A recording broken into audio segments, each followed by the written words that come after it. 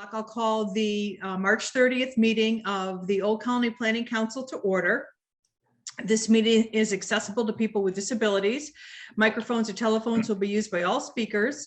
Large print materials are available upon request. If you would like either one of these accommodations, please contact Mary Waldron at 508-583-1833, extension 202. The Notice of Non-Discrimination Rights and Protections to Beneficiaries with regard to the Title VI Non-Discrimination Protections and the State Non-Discrimination Protections is posted in this meeting room and is available on the Old Colony Planning Council website. Please contact Mary Waldron at 508-583-1833, extension 202 for more information. Thank you, Mary. Well, all right, can we do roll call vote? Yes, let me share my screen. And here we go. Stephen Santasonio. Present. Frank Staffier. Present. Alternate John Costa. Present. Sandra Wright is excused. Sydney Marrow. Preston Huckabee, he's excused. He said he had a conflict. Peter Spagone. Here. John Hayes. Present. Jean Marie Kent Joyce. Did not see. Ashley DeCia. Tony DeFrias. Present. Thank you. And Tony, I'm not sure if Joe's coming on. Do you know? I do not know. Okay, that's okay. Val Massard. Present. Alicia Siciliano Perry. I'm here, Becky Coletta. Thank you. I'm sorry, Becky, I messed right over you. Lee Ashley's Hartman. coming in now. Yep, I see that. I'm going to go back to her in a minute. Thank you. Lee Hartman's excused. Christine Joy. Present. Doug Silvestri. Present. Eldon Marrera. Present. Fred Gilmetti. Here. Just going back, Sydney Marrow. Here. Thank you. Good evening. Good evening. And it's Ashley DeCia. Sorry, I'm just going to end. Valerie Massard. I think we Present. got everybody. Thank you. I believe that is it. Did I miss Excellent. any? Thank you. Thank you, Mary. All right, so let's move on to the minutes of February 23rd, 2022. Did they were in our packet? Yes. Did everyone get a chance to read them? If there are no questions or concerns, do we have a motion to accept the minutes as written? Motion to accept the minutes. Eldon Marrera. Okay, I'll sec- Eldon, motion, second? Second Second. from Stephen. All right, so we've got a motion and a second. Mary, we do roll call vote for acceptance of the minutes of February 23rd? Yes, one moment. I'm sorry. Sorry, we're moving fast and furious, We are, Mary. but that's okay. That's all good. Stephen Santasonio. Accept. Frank Staffier. Accept. Sydney Marrow. Accept. Peter Spagone. Accept. Tony DeFrias. Accept. Val Massard. Accept. Becky Coletta. Accept. Christine Joy. Accept. Doug Silvestri. Accept. Eldon Marrera. Accept. And Fred Gilmetti. Accept. And just for clarification, I'm not calling the alternates because we have a vote for the delegates. So that's just for clarification. Thank you, Mary. All right, so is Matthew with us, or are we going to go into the financials? No, we're gonna take the agenda item. Attorney Matthew Feeney from Murphy, Hesse, Toomey, Lehane is going to do a presentation about the trust. And Matthew, do you need me to share my screen? No, I mean, I have a copy of the document that I sent out last night. Okay, but I'll share it for the council members. So pardon me for 1 second. Welcome, Matthew. Thank you so much for joining us to go over this the trust document with the council. So Glad to be Matthew, here. thank you. So either Mary or Christine, we've obviously talked a couple times on this issue. What would you like from me at this point as far as background? And I know we've covered a lot of things in the past, but I know there's other people on this call who have not been part of our conversation. That is fair enough. Thank you, Matthew. I apologize for not setting it up in a better format for the committee members. The Finance Committee has in fact been dealing with this topic. It's been before council before, as we talked about the creating or picking a fiduciary for the OPID account. But with that came the fact that there was an existing declaration of trust, but that trust was found to be outdated And it's been probably 5 times over, if I'm right, that the law has changed to affect the declaration of trust. What we have in place, and I believe I sent it out in the packet last week, was our existing trust, and it's with Rockland Trust. But the fact that we are looking at a fiduciary, we wanted to get the declaration of trust in a format that we can then take the next step in terms of whether we go out to bid for a fiduciary. But it was really more important that we build what this organization would like. And in fact, the finance committee voted to have Matt come before the council to run through a little bit, Matt, I think what the declaration of trust is about and what we have presented today. Sure. All right, so Mary, I'll start going now. If I get a little too deep in the weeds, please interrupt me and just kind of narrow, make sure I have a very narrow focus here, because I know you guys have a lot of things to deal with.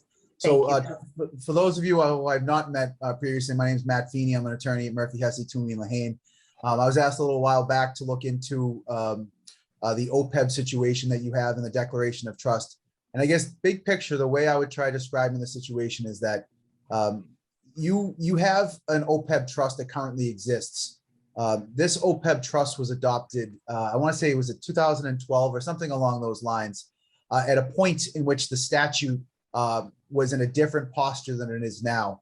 Since your OPEB trust, since you initially adopted the OPEB statute and then subsequently adopted an OPEB trust, the statute has changed. And essentially, the opinion that I provided to the finance committee is that I would think it would be in the council's best interest to readopt the OPEB statute, which is section 32, chapter 32B, section 20, to increase the investment opportunities as well as the efficiency opportunities for the running of the trust itself. So the way to do that is a preliminary matter. Is there certain steps that would have to be taken by the council as the legislative body for the OCPC. And we're not here to talk about those steps right now. We're just here to talk about this declaration of trust. And the declaration of trust that's on the screen right now represents something that would be done after the board, actually after the council had already decided that you wanted to readopt section 20 of chapter 32B. And there's certain steps that would be taken. Particularly, there would be a sole trustee for this trust that I'm going to get into, but that is how I've set up this declaration of trust. What this declaration of trust represents is a document that I've been working on over the past probably, 9, 12, 15 months with other clients, other collaboratives, other public sector clients who have OPEB issues. And so there's kind of a basic working draft that I have, and I've reviewed it based on our conversations. I've taken some stuff out, I've added some stuff in.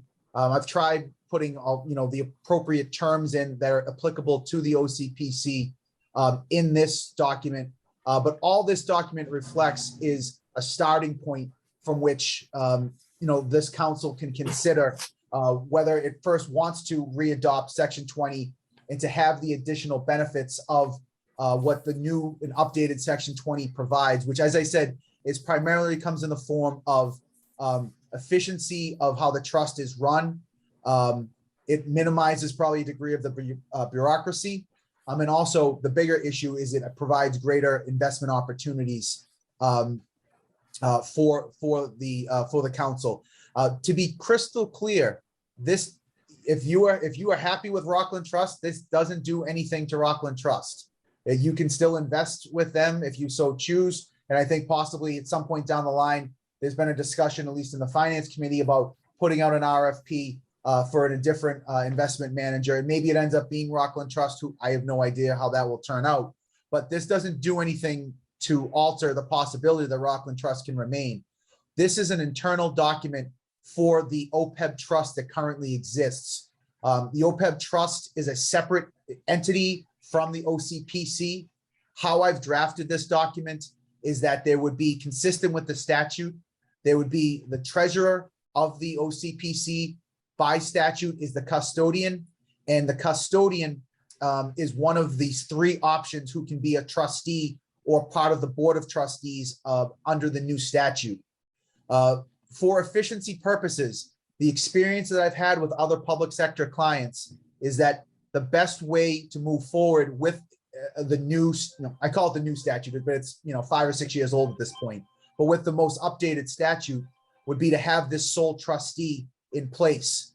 So you don't have to deal with, because the other two options are, one, using the retirement system that covers this particular body, which is that the state retirement system for the OCPC?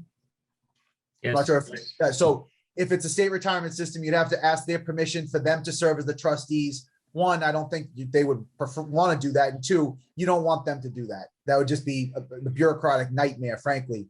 And then the second option deals with the third option, other than the state retirement system or a sole trustee, deals with the opportunity to create a board of trustees. Now, that might sound like a better option. You're like, oh, we'll just come up with 3 people or something like that. That's not how it works. It has to be between 5 and 13 people. The type of parties who have to be on the board of trustees are laid out in the statute.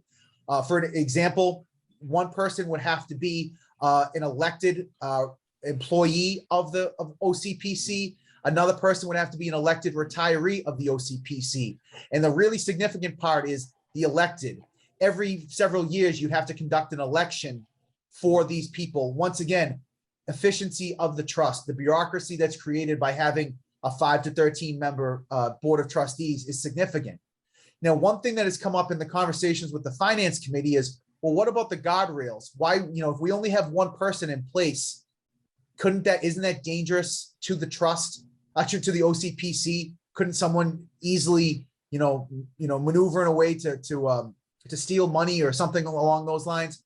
Well, the answer, the advice that I give in that situation is, while it is true that the trust would only have one trustee, obviously the trustee in this particular situation is the treasurer of the OCPC, who answers to the council. And the real guardrails that exist is whoever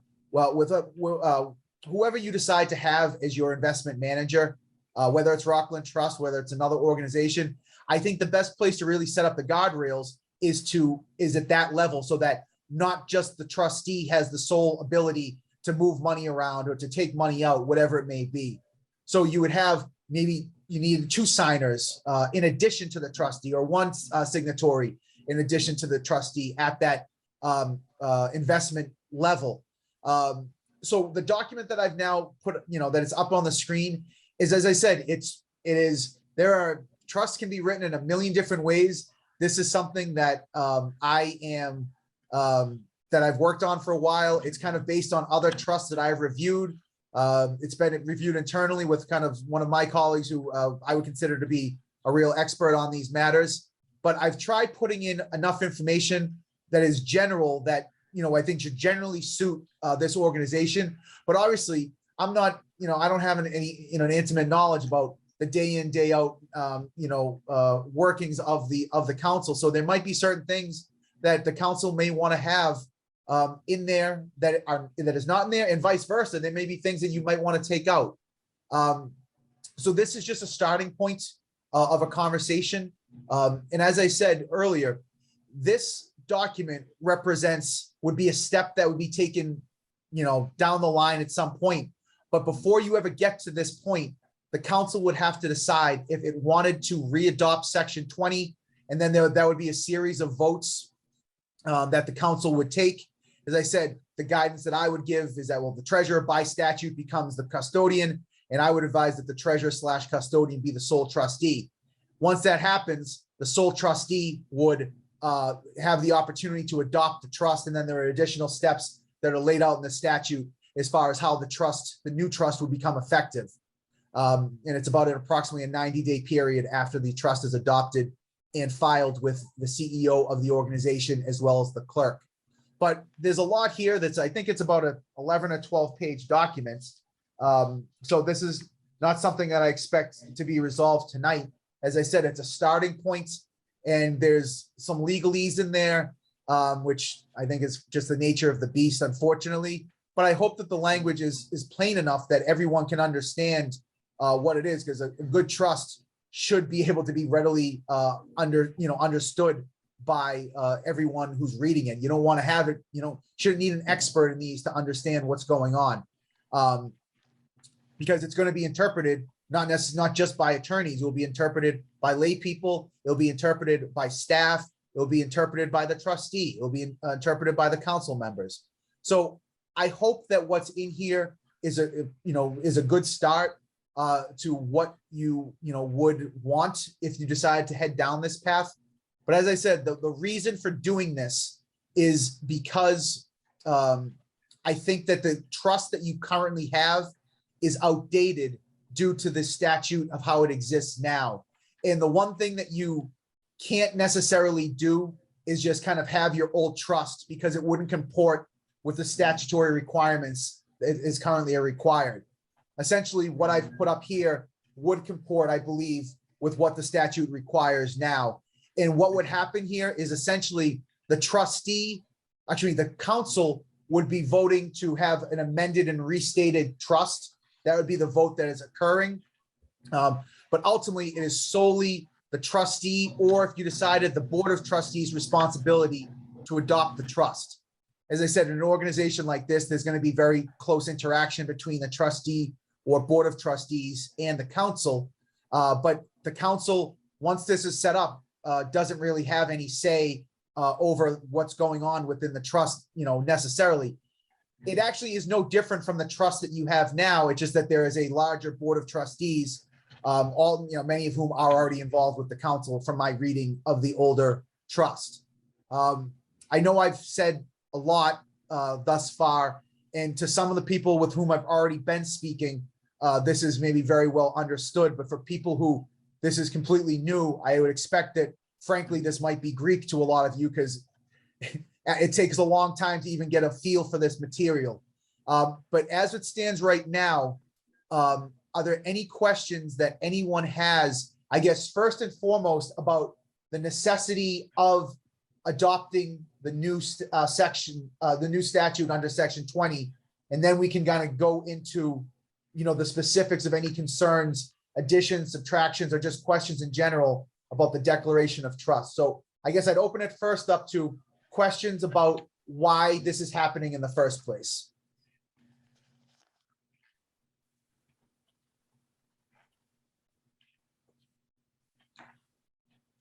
All I could probably just to weigh in, Matthew, is I know that the members of the Finance Committee has been working on this. So, again, it brings us up to date in terms of adopting of the Mass General Law, Chapter 32B, Section 20.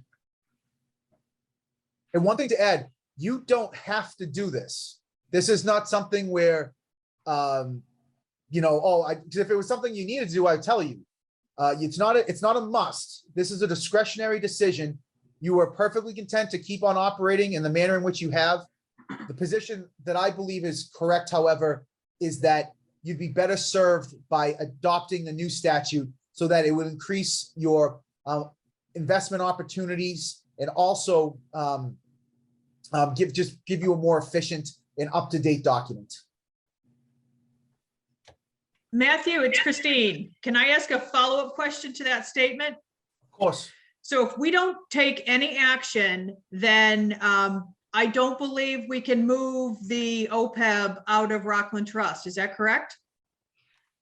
No, I wouldn't say that. Where the money is held right now, I'd have to go back and look at the details of the older trust as well.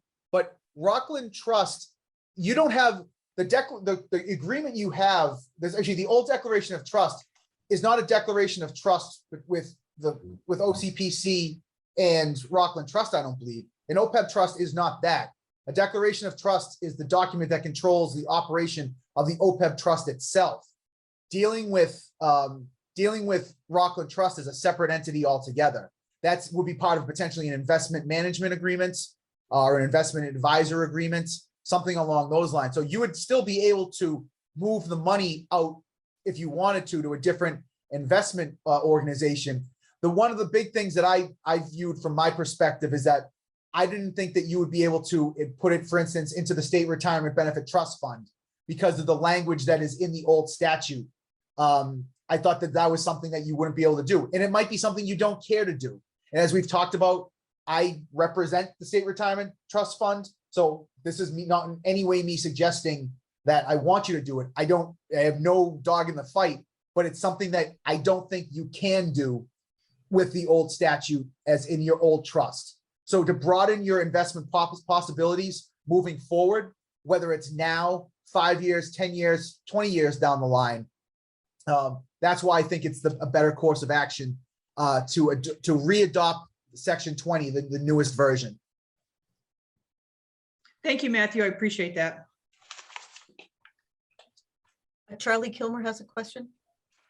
Yeah, thank you, Mary. So this declaration of trust basically establishes the irrevocable trust that pre-funds the OPEB liability, and the original adoption of this trust back in 2012 predated the selection of a particular fiduciary, which was Rockland Trust at that time. And what came at that time after the selection of a fiduciary was the development of a specific financial policy document. So that comes later in the process, and that's attached to your fiduciary.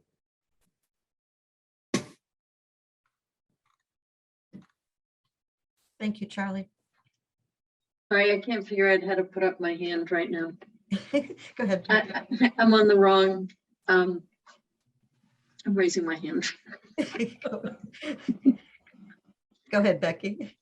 So what I'm hearing Matt say is that although this is a different, and from what Charlie just said, although this is a different decision than the decision as to which entity controls our funds, and it's different than the actual guidelines we want for that entity, it does limit us if we don't adopt the change in the law. So if we can't go to the state retirement fund, if we don't adopt this new declaration of trust, I wonder if we could go to something like Plymouth County. So I was unclear if we can't go to the state because of the types of investments you have, or because the state makes it a condition of accepting entities into their system that you have adopted certain language. That is a fantastic question. Ironically enough, that is something that is being debated currently with this at the State Retirement Benefit Trust Fund in terms of what version of Section 20 has to be adopted. As of right now, that is not the problem with why, in my opinion, you would not be able to join. And as I said, I represent them, so I'm not. If you were to hypothetically, let's say that you had another attorney speaking to you right now, and they were giving the same advice. Any applicant to the State Retirement Benefit Trust Fund comes to me to review the legal aspects of it.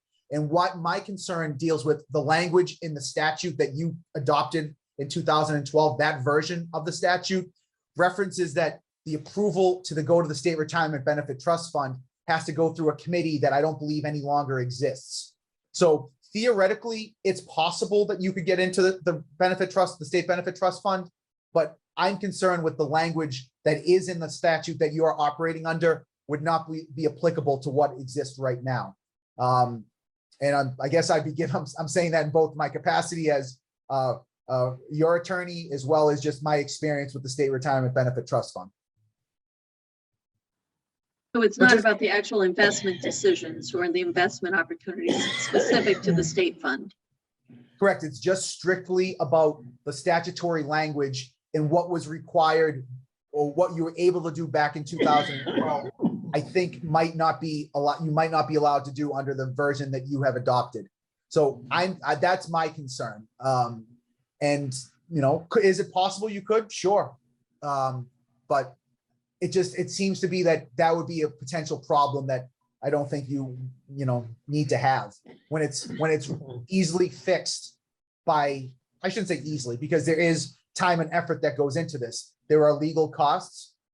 Frankly, the majority of the legal costs that you would be expended by the council on my services have probably frankly already been done. It's drafting of the declaration of trust and the multiple meetings I've already had with Mary and Christine and Charlie and so on in the finance committee. So there's really not too much work left to do.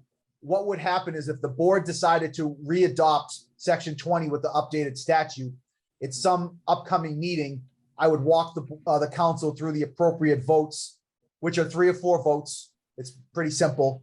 Once that happens, there'd be a new trustee, and then the trustee would ultimately adopt a declaration of trust that I think everyone was on board with. So the thing is, this is, you have the declaration of trust now.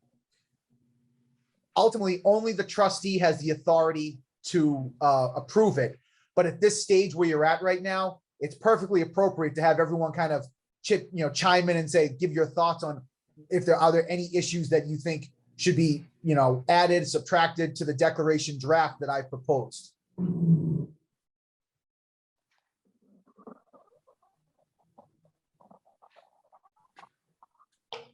Well, as I expressed to Matthew when we met, I had concerns about having a single trustee.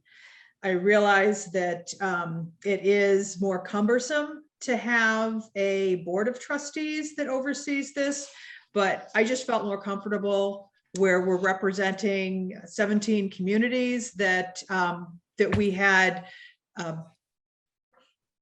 more people involved in making the decision.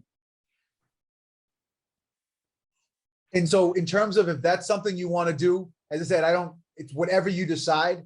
I would add language, the section of the trustee language, I would add in language about how the vote should happen and how the procedures would go. So that would be an addition that I would make if it's determined that is the type, so that the council determines the type of trustee or trustees that exist. And as I said, you have 3 options under the new statute: sole trustee, state retirement board, board of trustees, or the board of trustees that you select between 5 and 13 people. I would say that, my advice would be to keep it as low a number as possible. I would think you don't want more than 5, but if you guys want whatever you want, I can draft it up accordingly. And that was just my thoughts. I wanted this to be a council decision. So, I will go with whatever the council decides. But for me personally, I just felt more comfortable with this being a board of trustee management. And Christine, one thing that I want to just be clear about that is a legitimate issue is it deals with quorums and getting, if something needed to be voted on, how it works. You need to have a 5-person board of trustees, or 6, 7, 8, whatever you guys decide to do. You obviously want to have an even, generally you'd have an odd amount of people on the board. And the one thing that is concerning is, particularly on the elected side, is that if you could have run into issues with quorum because you might not necessarily be able to find people who want to be elected to these positions. So you could have issues fulfilling the trustee positions that are required under the statute. So it's not so much, there's the bureaucratic aspect of it, which you'll have to run an election every few years. You have to send out ballots. You need nominations. There is a legitimate issue that's going to come up, but beyond that, the work that it entails, you can run into issues where what happens if, you have this 5-person board, but you don't have 5 people on the board any longer. What do you do there? Because no retiree and no employee wants to be involved. So I'm not trying to dissuade you in any way. It's just, these are issues that have come up in prior conversations I've had with our public clients on this, on the how you would, form your OPEB board or your sole trustee, however it works out.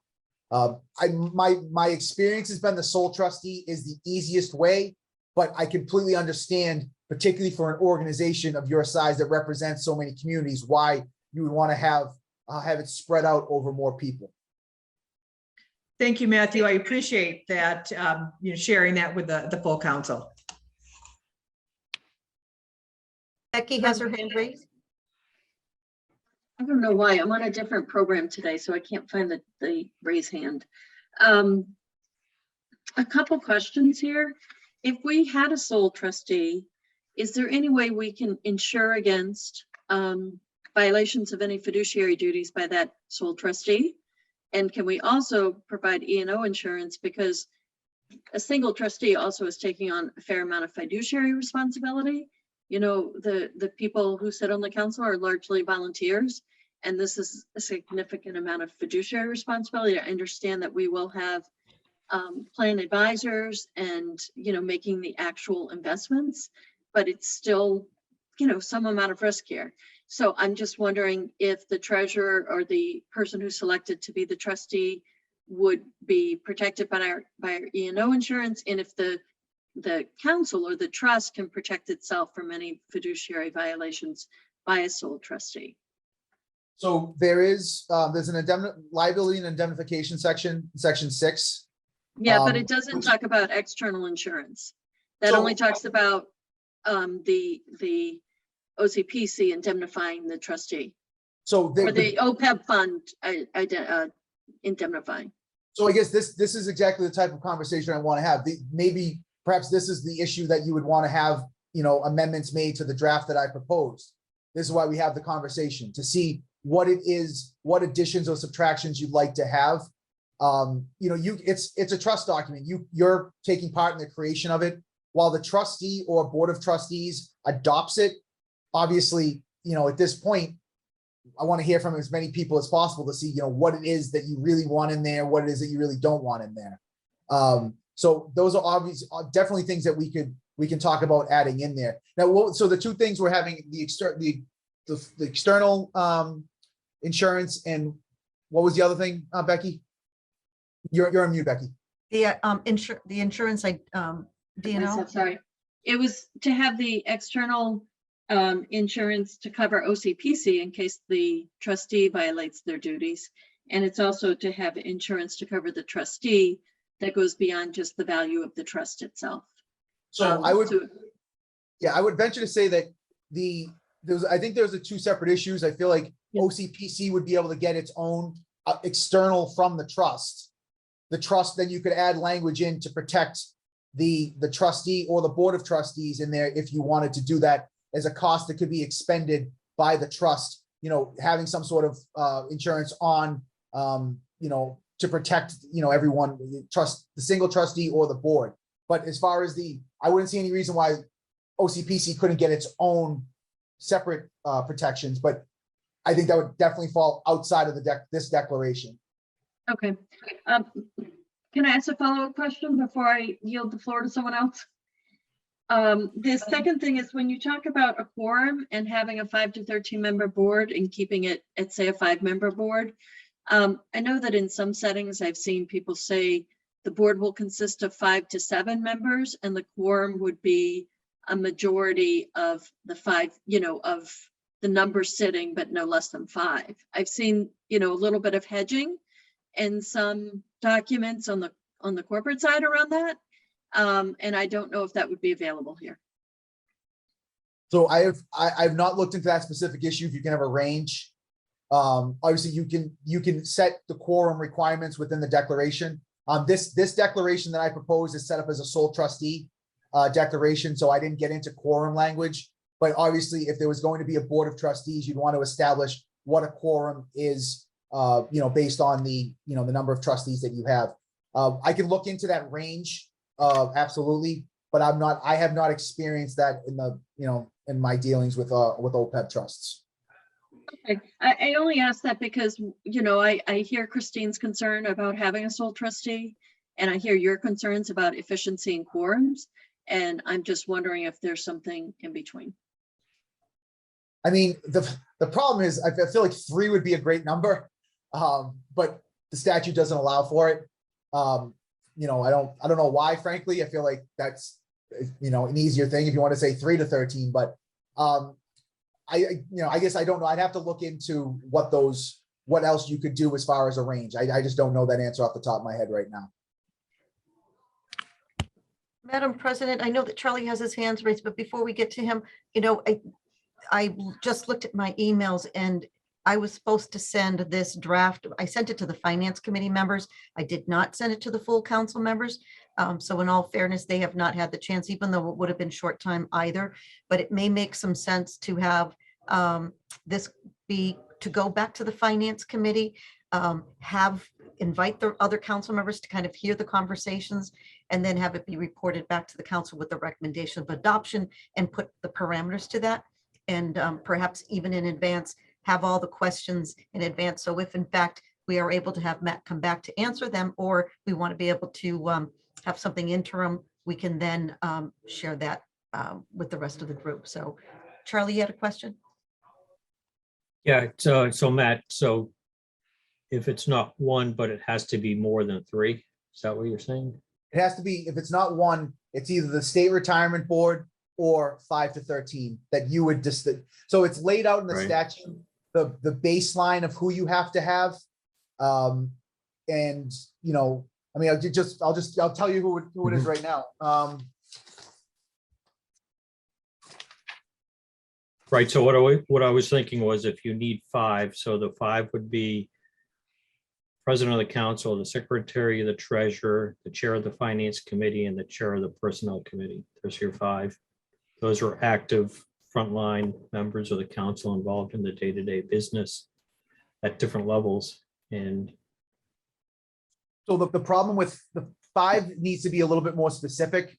So because you need to have a government, this is very, very loose language, but it needs to be someone with preferred investment experience. So maybe that's covered there, perhaps.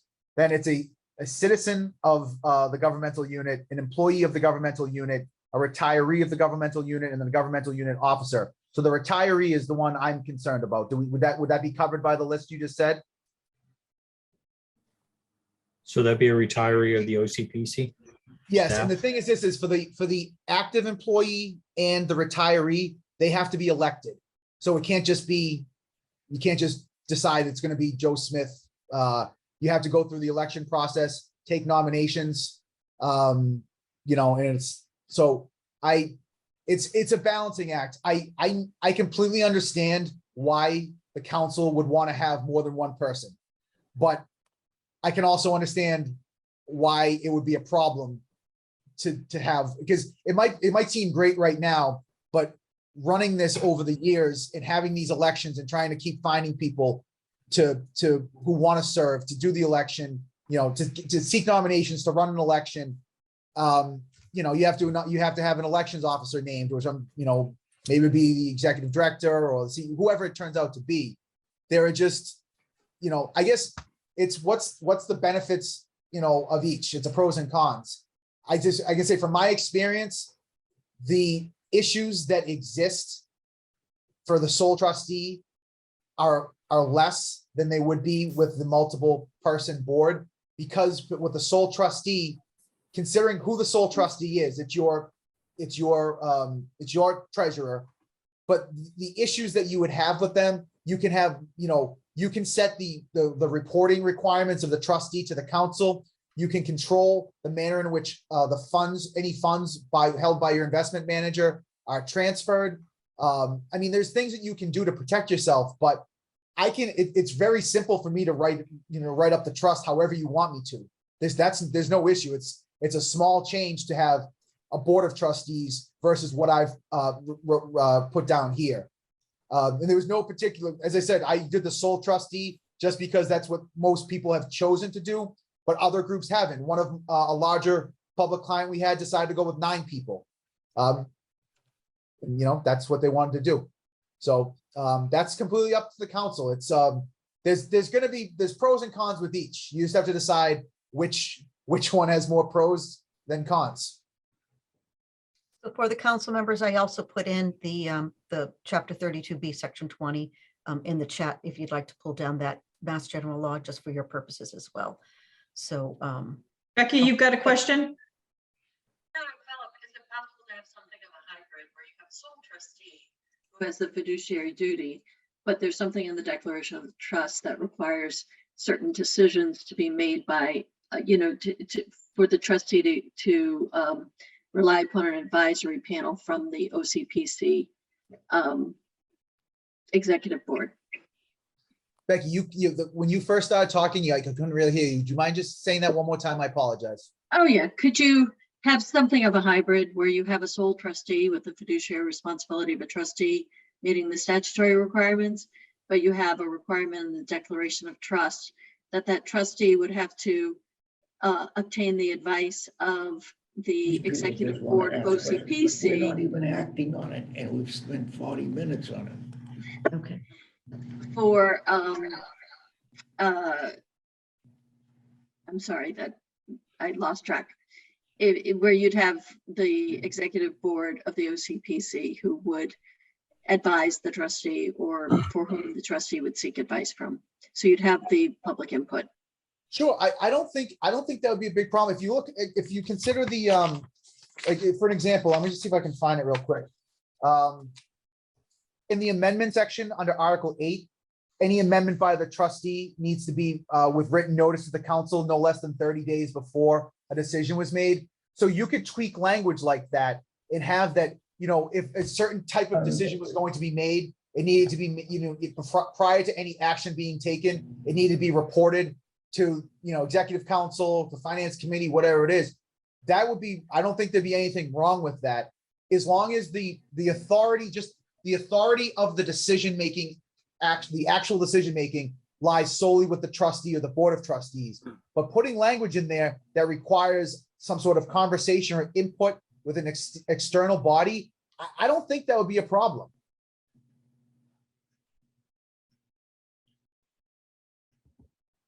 And everything that we were talking about here, if I came up with a final product, I'd run that internally here first to make sure that everyone was comfortable with it as well.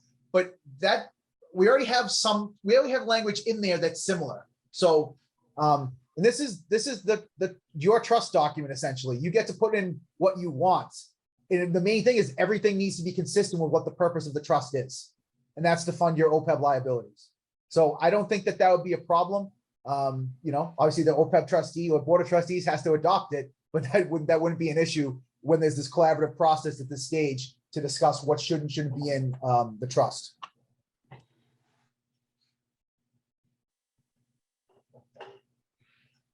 Oh, you're muted, Christine. John, did you want to say something or I just, yeah, Frank? Doug, I know who's got his hand up too. I've been back and forth with it, but I think since we're all seeing this document for the first time, other than the finance committee, would it make more sense to table any further discussion till everyone's had a chance to read it, and maybe we can submit our comments in writing to the committee, to the council, and then we can deal with it at another time. Yeah, I was gonna make a motion to send this back to the finance committee for next meeting and then work on a final piece that we could send out to the council. That sounds great. And then we could invite everyone to the finance meeting as well. So we've got full participation and discussion at that point. So that sounds great. So good suggestion. So we will thank you, Matt, for coming in and talking to us about this. We've got some big decisions ahead of us as to how we want to proceed with this. So we will discuss it at our next finance meeting. And I don't know as if, well, we probably want Matt there to answer questions for us. Do you think you'd be able to attend our next meeting, Matt? When is it? That is April 26th. Is it in the evening? It is 5:45 is the finance committee. I would assume, Madam President, is to have them come to the finance committee as opposed to the full council, just because I Yes. figured that is where, and then that finance committee makes the recommendation back. Sure, whatever you need. And if there's anything in between, Mary or Christine, just let me know. And I'll work with whatever you guys need. Great. Thank So you, Matt- Matt, very much. Madam, I know Doug has his hand up, but you had a motion to table and you had a motion to send back to finance. Okay, so I think we just want to, put this to rest.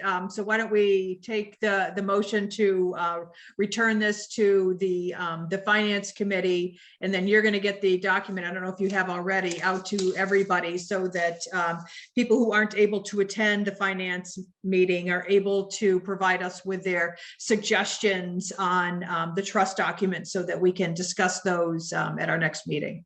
I was going to try to upload it to the chat, but I can't do that, but I will email it out to everyone. The declaration that Matt put together for us. Okay, But I'll need to do a roll call since we need a second on the Okay, do we have a second to send the document back to the Finance Committee for review and discussion? Second that.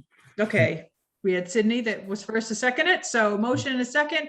Can we do a roll call vote, Mary, to send this back to the Finance Committee? Stephen Santisonio, Accept. Frank Staffier, Accept. Sydney Marrow, Accept. Peter Spigot, Accept. Tony DeFrias, Accept. Val Massard, Accept. Becky Coletta, Accept. Christine Joy, Accept. Doug Silvestri, Accept. Eldon Marrera, Accept. Fred Gilmetti. Accept. Thank you. And I apologize to everyone. I thought you had the document, so I'm sorry that we spent so much time discussing this when you didn't have the document. So my apologies. No, that was it's actually is mine between all the different prep I laid in my drafts folder. Yeah, so. no worries. All right, so Mary, do you want everybody. to pull up the agenda? Good night, Matt. Thank you so much Thank for you, Matt. joining us. So the next on the is the financials, so I can pull up the financials for Brenda. Okay, Brenda, you want to run through the financials for us? Let me Sure just get this. will. Give me 1 second, And Brenda. wait for Mary to get it on the screen. Come on, there we go. Oh. Sorry, everybody. Let me just, Maybe make it a little Bigger. bigger. all right. Okay. Statement of expenditures report shows total expenses for the month of $158,729.14. Moving on to the cash position report, shows income for, wait, just scan up a little bit. Okay, so it's income for the month of $314,020.51. The disbursements for the month were $411,194.43. The total cash available at month's end was $1,225,993.24. The OPEB had a loss of $3,832.90, bringing the ending balance in the OPEB balance to $915,765.35. Moving ahead to the budget resources report, at the bottom, the total receipts for the month being $314,020.51 brings the total cumulative receipts in FY22 to $1,909,664.98. Moving to the AAA report, total recorded pass-through invoices for AAA programs for FY21 and 22 at the end of February were $1,976,790. Total pass-through funds received were for the AAA programs for FY21 and 22 were a total of $974,751. Total recorded invoices for ombudsman and admin programs for 21 and FY22 were $427,523. Total funds received for ombudsman and admin programs for FY21 and 22 were a total of $200,658, bringing the total balance owed at the end of February for all AAA programs to be $1,228,903.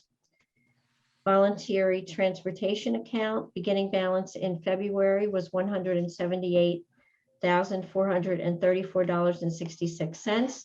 Payments to volunteers in February were $917.65. Donations were $20, bringing the February ending balance in the fund to $177,537.01. Moving ahead to the ROM February 2022 statement and activity. Okay, the balance at the beginning of the month was $185,677.69. February receipts were $5,850, bringing the total FY22 receipts in ROM to $53,542. February expenses were $9,051.12, bringing the total ROM expenses in FY '22 to $55,993.09. The ending balance in February in the account was $182,671.17. Moving ahead to the budget spend down report. On page 1, the total FY '22 expenditures through the end of February were $1,293,703. Our spend to date percentage rate at the end of February is at 54.63%. The ideal percentage in the 8th month of the fiscal year would be 66.72%. So we continue a positive trend showing a 12.9% surplus at the end of February. There are no changes on page 2 or page 3. The next page is the list of February combined accounts payables. Do you want me to run through the additional fiscal items first, Mary, or should we have a vote on the financials I think you should first? take a vote on the financial first. Okay, thank you. So the financial report has ended. Thank you, Madam Chair. The financials will require a vote before moving forward to the other fiscal items. Thank you, Brenda. Well done. All right, any questions for Brenda before we take a vote? Sydney, did you have your hand up? No. Okay. sorry.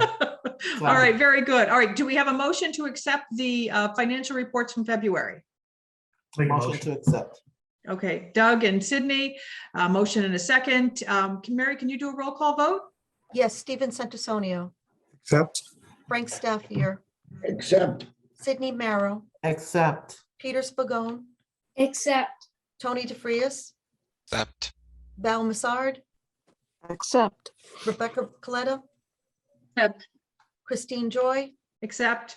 Doug Silvestri, Accept. Eldon Marrera, Accept.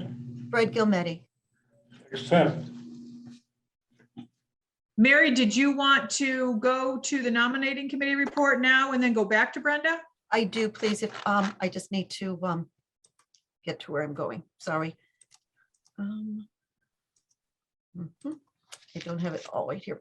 So Mr. Chair of the nominating committee is Frank Staffier, and Frank, we had, if this is for you to take, and I know that once Frank does it, I think he needs to leave to head home. But let me just pull up the nominations.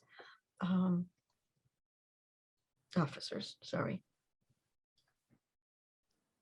Thank you, Mary. Oh, no, Because, first of all, on March the 8th, the meeting of the nominating committee was in attendance. Myself as the chair, Frank Staffier, Eldon Marrera, Jean Marie Kent Joyce, and also Charlie Kilmer and Mary Waldron. And on the line was Lee Hartman. We have made a slate of officers, and I want to thank everybody who put their name forward.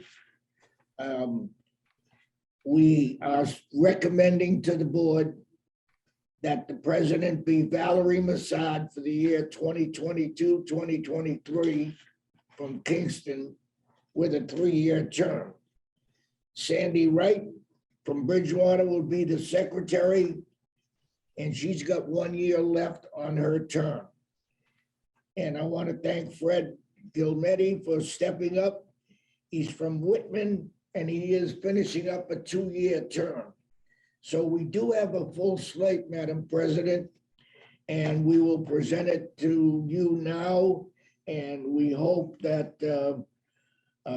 it'll require some action, and I hope we'll all vote for it because this is our committee's recommendation to you. Well, thank you, Frank, for you and your committee. Excellent recommendations.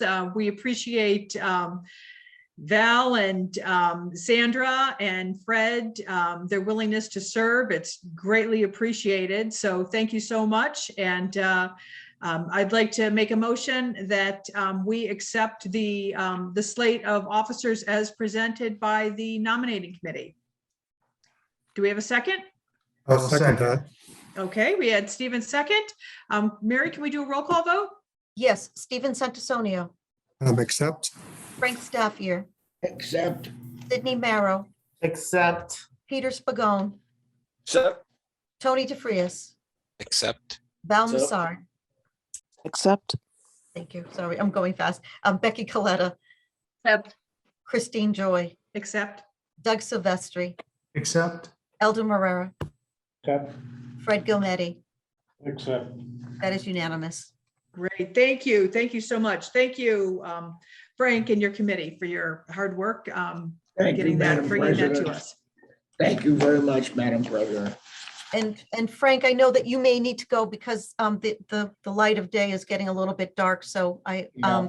just on behalf of myself and the staff, thank you for all of your help and assistance. So thank you. Thank you. I've got about 15 minutes I can hang on for. Madam President, and so I was in your packet, there was the staff report. This time I finally got it out in time for folks last week to review it. And outside of a wonderful looking group of women staff, as well as the women delegates, we celebrated Women's Month. So that was in your packet. Again, very detailed information from each of the departments, from AAA to the transportation. Please, please, please take a good look at that staff report. And other than that, I think I'm just going to, just for the sake of time, just encourage the members to look at that staff report. Thank you, Mary, very much. Do we want to go back to Brenda to finish her Oh, gosh. financials? Thank you. Thank you very much. You're welcome. Okay, just a few brief items. I have an audit update. I met with Russell Knapp from Markham to finalize the adjusting entries to our QuickBook files. All of the closing entries were made. The trial balance was rerun with the adjustments, and everything is 100% balanced, and the fiscal year FY21 is officially closed. The audit was very smooth this year. I'm very happy with that. The NICRA report, NICRA update. Our NICRA application is officially filed for our FY23 indirect cost proposal. The ending amount being asked for, which is based on total allowed indirect administrative costs divided by direct salaries, is at 93.64%. The items that contributed to the change in the indirect cost proposal rate going from 108.71% in the prior year to 93.64% in the current year are that our allowed admin costs were decreased by $16,606, while our direct salaries increased by $112,715. So that's the reason for the change in the indirect rate. Moving on to the Harper's accrual adjustments report.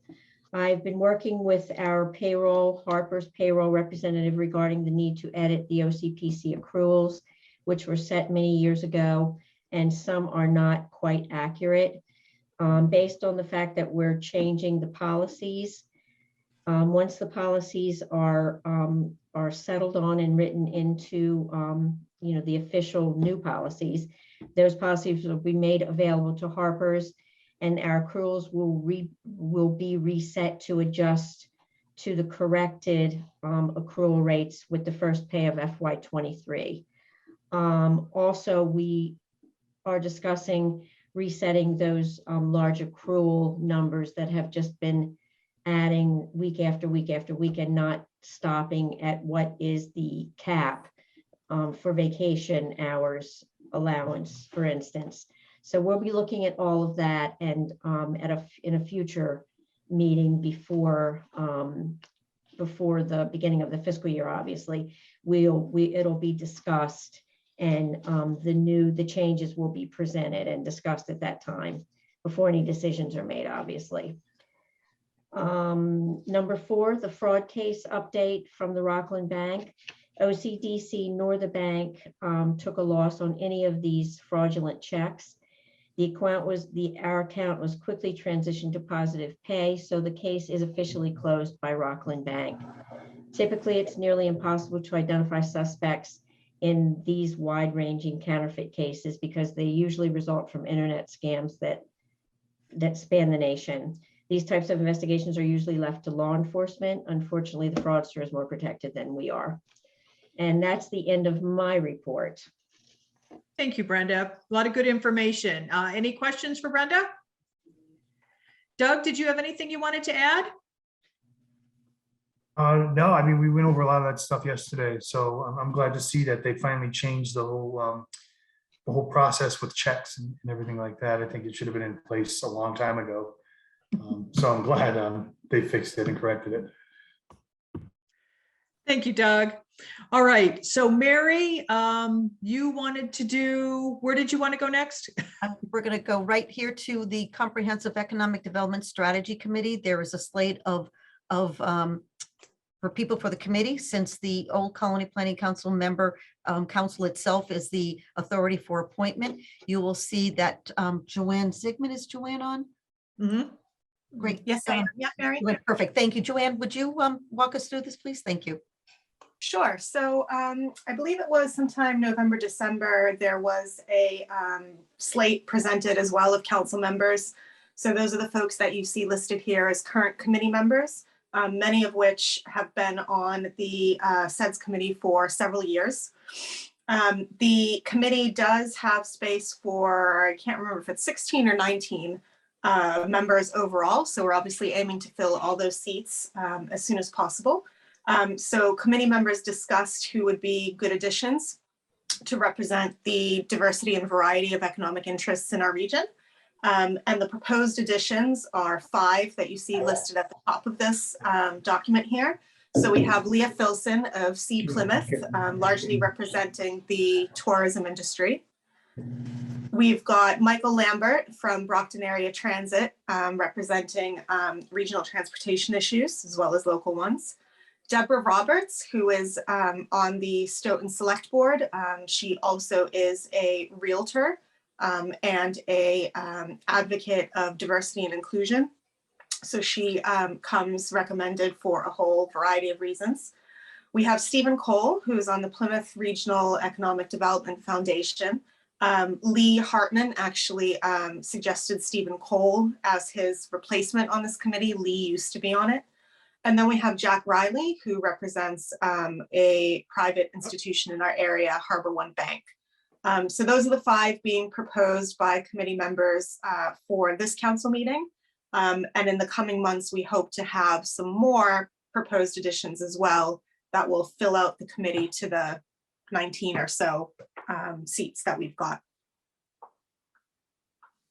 And I highly encourage when you get, because I know, Joanne, you sent out the minutes and, or at least the notes, the invites to attend. They are always interactive. They are open to the public as well. So They absolutely are, yep. So Joanne, you're looking for us to make a motion to appoint these individuals to the SEDS committee? That's right, yes. Do you have Okay. one question first? Sure, go ahead, Becky. So it sounds like Deborah Roberts comes recommended for a lot of good reasons. My only concern is that I'm now seeing on this board 3 people from Stoughton. And I'm just wondering about, the number of committees that are represented by OCPC, and wondering about that concentration. So there is actually, thank you for pointing this out, there is actually 2 typos in the current committees. So Mary Ellen Brett, who's listed as the town of Stoughton, is actually Massasoit Community College. So she's not Stoughton. And then John Murray, who's listed as the Metro South Chamber of Commerce. John Murray is actually the Mass Hire Greater Brockton Career Center. So sorry for those, but you are right, we do have 2 representatives on here. So we would have Pamela McCarthy from the town of Stoughton, as well as Deborah Roberts from the Stoughton Select Board. There is nothing in the operating principles for the committee that prevents membership from more than one community. They're on there for different reasons. Pamela McCarthy is there representing the town in kind of an official capacity, whereas Deborah Roberts is there representing an elected official. Committee members felt like there should be an elected official of some sort on the committee because their role in a community or in a municipality is very different from a staffer. So that's why they made that recommendation, but also because she brings that real estate experience and is a person of color and a big advocate for diversity and inclusion. the package the committee felt would be appropriate, despite us already having somebody formally from the town of Stoughton. Okay, thank you. I hope that we get some people from sort of my neck of the woods onto this committee. Thanks. And Joanne, how would members do that? They would send recommendations to you? Yeah, so any recommendations for committee members get sent to me, and I talk to the co-chairs, John and Mary Ellen, about those recommendations. And then they usually would put those forward to the committee to have a discussion about, and then they decide whether or not they'd like to recommend forward to the council. Joanne, when does your committee meet? At the moment, it's quarterly. So the next meeting is happening, I believe it's June. Let me just double check. Yeah, so June 14 at 12 noon will be the next committee meeting. Great, thank you very much. And we're not just looking for representatives, official representative of towns, but anybody from private sector businesses, entrepreneurs. The Economic Development Administration really emphasizes the committee be representative of all economic interests, not just kind of municipal level or state level or anything like that. Thank you, Joanne. All right, any other questions for Joanne? All right, seeing no hands and hearing no voices, do we have a motion to accept the 5 recommended individuals to serve on the SEDS committee? So moved. All right, so we've got a motion by Val. Do we have a second? Second. Second by Doug. Okay, motion and a second. Mary, roll call vote, please. Stephen Santisonio. Got that right. Accept. Thank you. Frank Staffier left. Is John Costa still on? Accept. Great, thank you. Sydney Marrow, Accept. Peter Spagone, Accept. Tony DeFrias, Accept. Val Massard, Accept. Rebecca Coletta, Accept. Christine Joy, Accept. Doug Silvestri, Accept. Eldon Marrera, he's muted, and Fred Gilmetti. Give me 1 second, and I muted them.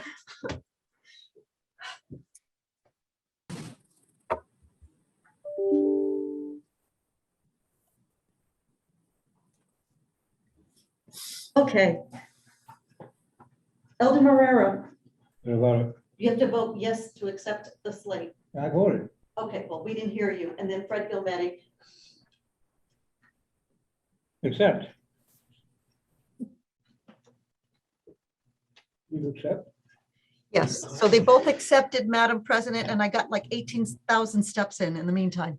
Perfect, very good. All right. So Mary, can we quickly go back to the regional clearinghouse environmental Yes. notifications? We skipped Yes. over that. Yes, we did.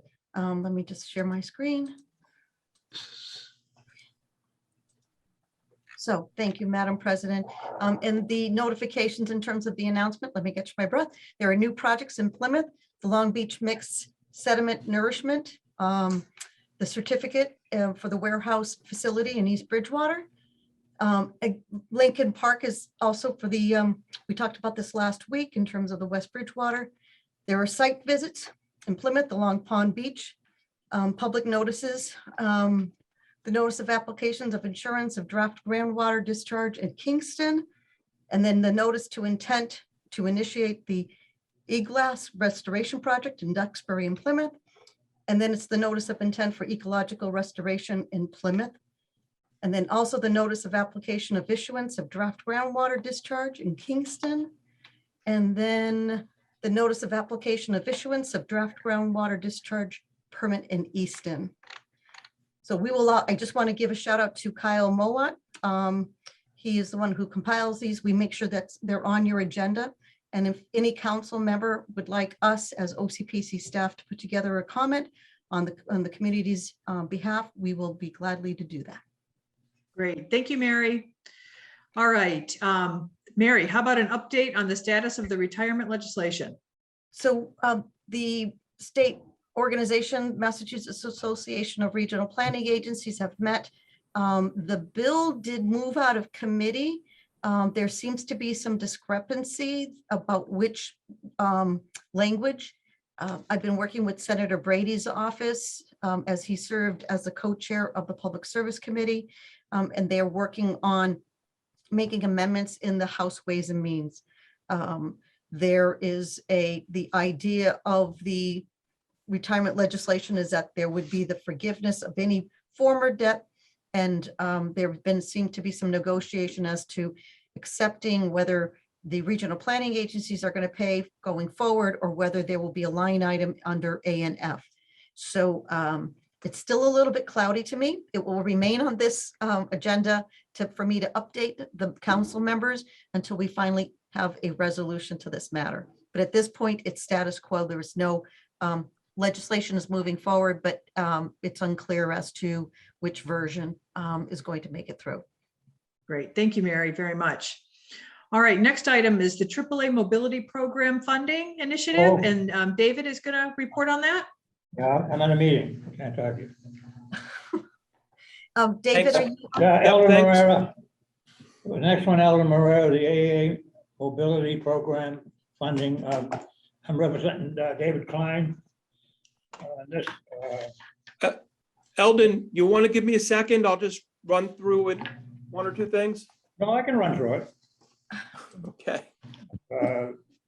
Request for OCPC council member support on a motion to support expansion of use of Old Colony Planning Council Area Agency on Age and Mobility funding and expenditures for programs providing transportation of older adults and individuals with disability, included but not to be limited to. All sources of available grant funding and transportation program related donations. And for the inclusion of transportation for both traditional essential services such, but not limited to medical appointments or treatments, shopping and so forth, as well as for transportation, which facility, socialization, and the prevention of loneliness by visitation and other of the participation in group activity, and to include those adults, individuals with both temporary and permanent disability of physical, mental, developmentally challenged nature. Okay, this is once we added it, and it requires a vote from the council to enter it. And like I said, I represent David Klein there, who proposed that to me to present. Does anybody have any questions, or is that pretty clear? So David, you're looking for an action item for the council to support this. I would love that. And good job reading it, Eldon. Thank you. Yeah, I'm asking for a motion to accept this. I'll accept I'll that. make a motion. Motion to Stephen, accept. yep, Stephen made the motion. Do we have a second? Second. Second by Val. So we've got a motion and a second to accept the AAA Mobility Program Funding Initiative. Mary, can you do roll call vote? Yes, ma'am. Stephen Santusonio, Accept. John Costa, Accept. Sydney Merrow, Accept. Peter Spagone, I accept. Tony DeFrias, Accept. Val Massard, Accept. Rebecca Coletta, No, Christine Joy, Accept. Doug Silvestri, Accept. Elder Morera, Accept. and Fred Gilmetti. Accept. Excellent. Thank you. And thank you, Eldon, for presenting that and with David's assistance. Thank you very much. All right. Thank you, guys. You're welcome. So next item on the agenda is suggestions for future meeting agenda items. So it looks like we're going to have the trust document on our next agenda. Mary, when do we actually do the elections? Is that the next meeting, or is that not until May? In terms of the elections of. Because they presented the slate, so It actually doesn't take effect. Those officers will take effect July 1st. Okay, got it. Okay, so there's no need to. No need for action. for a And I do vote. know, Perfect. Madam President, is that Sandy Wright had made a suggestion about having District Attorney Tim Cruz come to talk about elder care and or a state of the area in terms of public safety. I ran into the District Attorney. He was walking past the office, so we chatted for a bit. And so he said he would be willing, and I just need to get him a date. So. Excellent. And, maybe at some point we want to talk about some cybersecurity too. Yeah, that's any other suggestions for future agenda items? And just, All right. Madam President, over the next, just a status, the Finance Committee was updated. We will be heading into our budget season as well. Taking the months of April will be internal. Charlie, Brenda, and I, along with Sean, Noel, will be working with the managers and further tweaking the budget. Have that be ready for at least a preliminary to the finance meeting, and then to have that kind of really kind of pared down budget for May for a council to review with a final vote in June. So over these next 3 months, the council members will have various times to participate and to hear some of the things we're doing. As Christine had alluded in the finance meeting, we're going to be talking about capital investment. So one of the things that we are focusing on is taking our IT and where we have been before and what we continue need to do.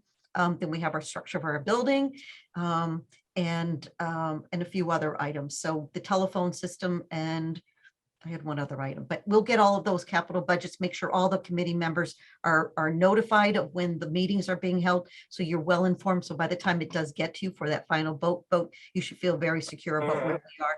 And just as a whole, and I know Brenda had alluded to it, we are in a very good state of financial affairs heading into this budget season. And I know the chair of the finance committee would agree with that. So that's all that we really have for these next couple months, trying to keep these meetings paired to the OPEB, the trust, and then our financials and our budget. Excellent. Thank you, Mary. All right, so we do have a personnel meeting, which will be next week. So Stephen will be conducting that meeting. He's the chair at 5:45 p.m. I think we're going to be talking about updating the personnel handbook.